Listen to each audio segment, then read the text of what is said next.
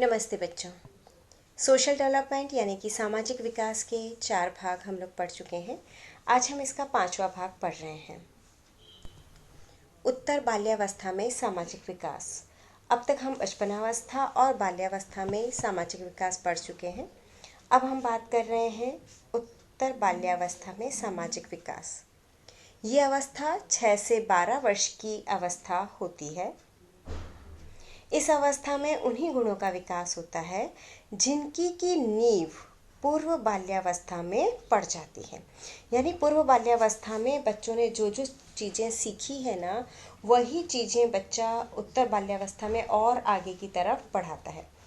पूर्व बाल्यावस्था जैसे कि हमने बात की थी 4 वर्ष तक के बालक की कि दूसरों की बात मानने लगता है और उन्हीं कार्यों को करना चाहता है जिससे उसे खुशी मिलती है।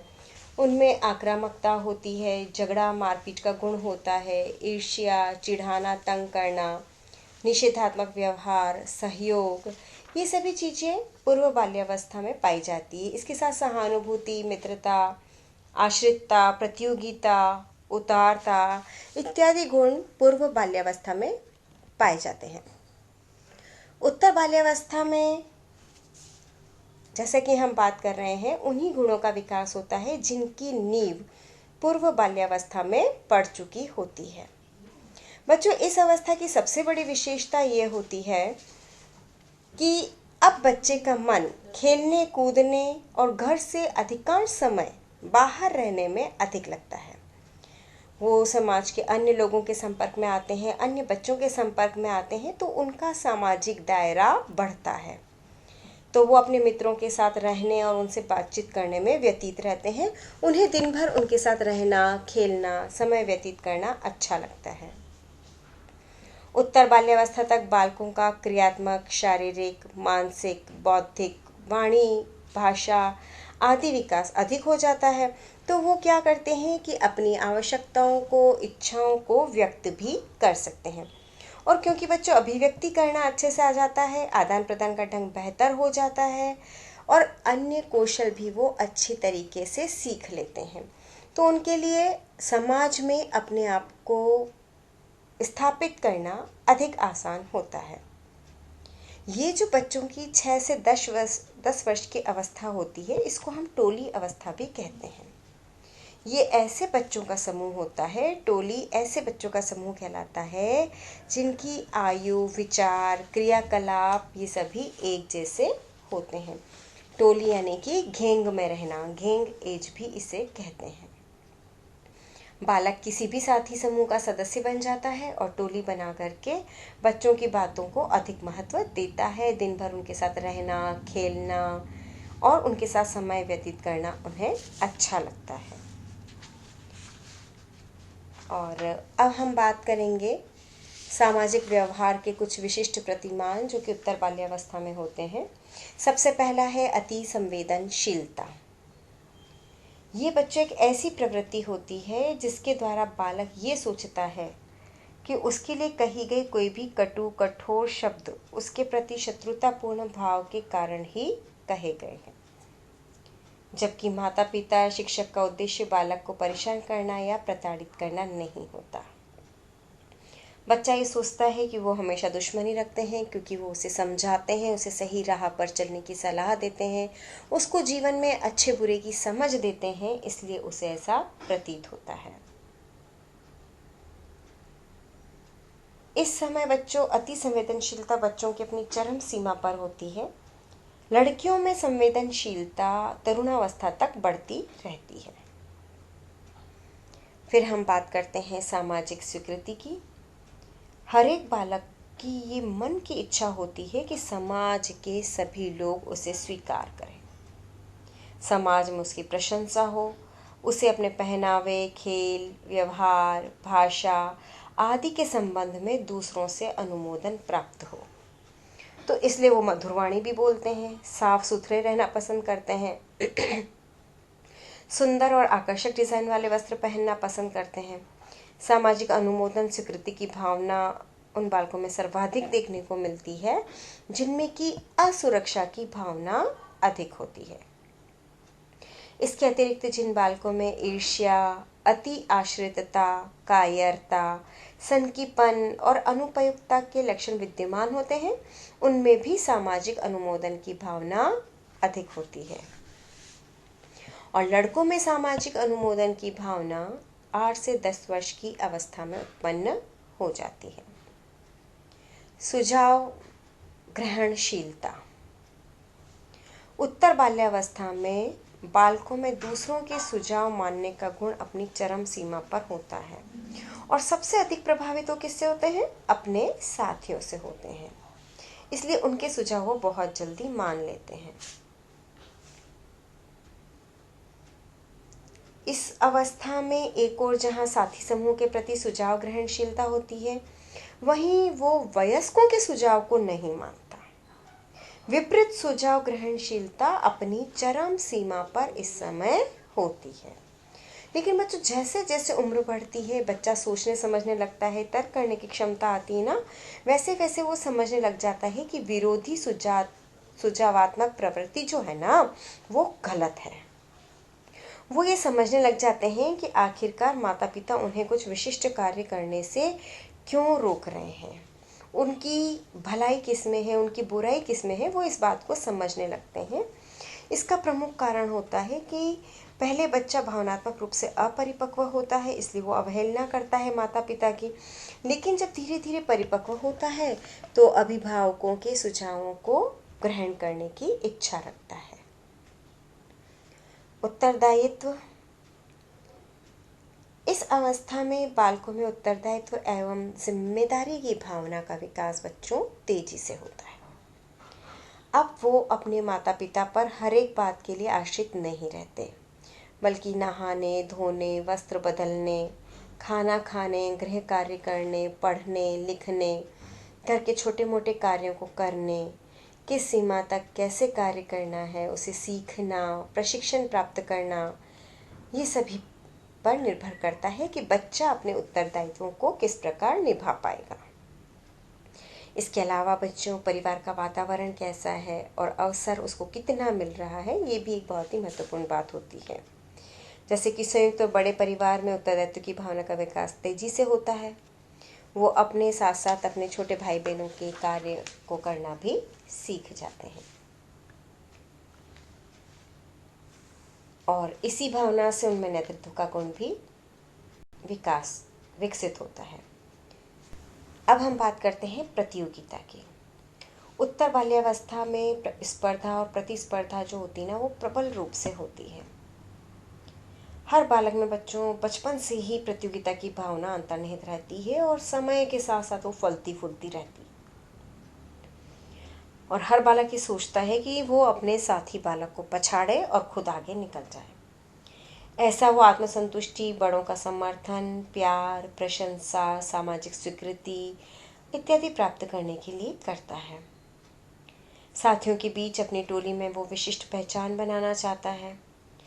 अपनी टोली और जो प्रतिस्पर्धी टोली है, उन दोनों के बीच में विवाद होने पर भी वो ये सोचता है कि किस तरह से उसको सेटलमेंट करना है। और एक ही टोली के बालक दो अलग अलग टीमों में भी बढ़ जाते हैं, फिर खेल में भाग लेते हैं, तो प्रतिस्पर्धा इस उम्र में बहुत अधिक बढ़ जाती है। और जब किसी एक टोली की प्रतियोगिता समाज के किसी अभिकरण या बड़ों के बीच होती है, तो भी बच्चों में ये भावना स्वतंत्रता के भाव उत्पन्न होते हैं और कभी कभी इस उम्र में बच्चों इसमें उच्छृंखलता भी देखने को मिलती है।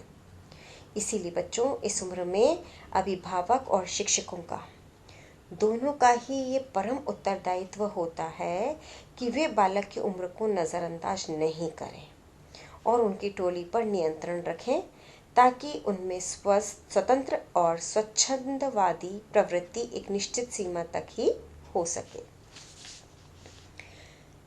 इस उम्र में बच्चा एक अच्छे खिलाड़ी के रूप में भी उभर सकता है। बच्चे को ये सिखाना बहुत ज़रूरी होता है कि खेल को खेल की भावना के साथ खेला जाए। ईर्ष्या, द्वेष, घृणा, इन सब का खेल में कोई भी स्थान नहीं होता है। ये बात बच्चे के मन में हमें बिठा देनी चाहिए, तभी वो एक अच्छा खिलाड़ी बन सकता है। तभी तो उसमें सहयोग, उदारता और समूह में समायोजित होने का गुण विकसित होगा। समूह में खेलने से बालकों में सहयोग आता है, उदारता की भावना आती है। एक बालक जितना अच्छा खिलाड़ी होता है, स्वभाव से उतना ही अधिक उदार, जिम्मेदार और सहयोगी प्रवृत्ति का व्यक्ति बनता है। जब बालक किसी खेल को व्यक्तिगत रूप से खेलते हैं तो उनमें व्यक्तिगत प्रतिस्पर्धा होती है, तो वे एक दूसरे की गलतियों को ढूंढने का प्रयास करते हैं, जिससे क्या होता है बच्चों, जिससे उनमें नकारात्मक सोच उत्पन्न हो जाती है और खेल जीतने पर आत्मसंतुष्टि, आत्मविश्वास में भी वृद्धि हो जाती है और हार जाने पर वो फिर से खेलने की इच्छा रखते हैं। सामाजिक अंतर्दृष्टि। बच्चों, सामाजिक अंतर्दृष्टि का मतलब होता है सामाजिक परिस्थितियों के अर्थ को समझना और उसका प्रत्यक्षीकरण करना। अर्थात सामाजिक अंतर्दृष्टि वह योग्यता है जिसमें बालक अपनी कल्पनाशीलता एवं विचारों के माध्यम से दूसरे बालकों की मानसिक और संवेगात्मक अभिवृत्तियों, विचारों इत्यादि को जानने, समझने और पहचानने का प्रयास करता है और उसके अनुसार अपनी समस्या का निराकरण करने का प्रयास करता है। यानी कि बच्चा अच्छे समायोजन के लिए ये समझ ले कि जो विभिन्न परिस्थितियां हैं उसमें दूसरे व्यक्तियों के विचार, भाव, व्यवहार और सांवेगिक स्थिति को समझे और सही अनुमान लगाए। लेकिन बच्चों, ये तभी संभव है जबकि बच्चे में सामाजिक सूझ विद्यमान हो और सामाजिक सूझ का विकास उम्र बढ़ने के साथ साथ होता है। ये तो हम समझ सकते हैं कि सामाजिक सूझ जितनी अच्छी है, सामाजिक विकास उतना ही अधिक अच्छा है। अब हम आते हैं सामाजिक विभेदीकरण पर। स्कूल पूर्व अवस्था से ही ये योग्यता प्रारंभ हो जाती है, लेकिन इसका विकास कब होता है, जबकि गेंग ए जाती है, यानी कि टोली वाली उम्र आने पर। टोली के सदस्य बनने पर विभेदीकरण अधिक प्रबल हो जाता है। टोली के सदस्य ही उनमें ये भावना विकसित करते हैं कि उनसे कहीं अधिक श्रेष्ठ, बुद्धिमान और ताकतवर और दूसरे बालक जो टोली में हैं वो हैं, और दूसरे बालक जो हैं वो हीन हैं जो कि दूसरी टोली के हैं। तो उनका ये मानना होता है कि जो बालक उनकी टोली में नहीं है वो हर दृष्टि से हीन है। ठीक है ना, वो सोचते हैं वो हर दृष्टि से हीन है। तो धीरे धीरे विभेदीकरण यौन, धर्म, जाति, आयु, सामाजिक आर्थिक स्तर आदि पर चले जाते हैं। फिर बच्चों बात करते हैं पूर्वाग्रह। ये पूर्वाग्रह ही है बच्चों जो कि विभेदीकरण का आधार होता है। ये एक ऐसी प्रवृत्ति होती है जिसके द्वारा बालक समूह के दूसरे बालकों के साथ सामाजिक, आर्थिक, धार्मिक, जातीय, प्रजातीय, लिंग के आधार पर विभेदन करता है और उसी के अनुसार व्यवहार करता है।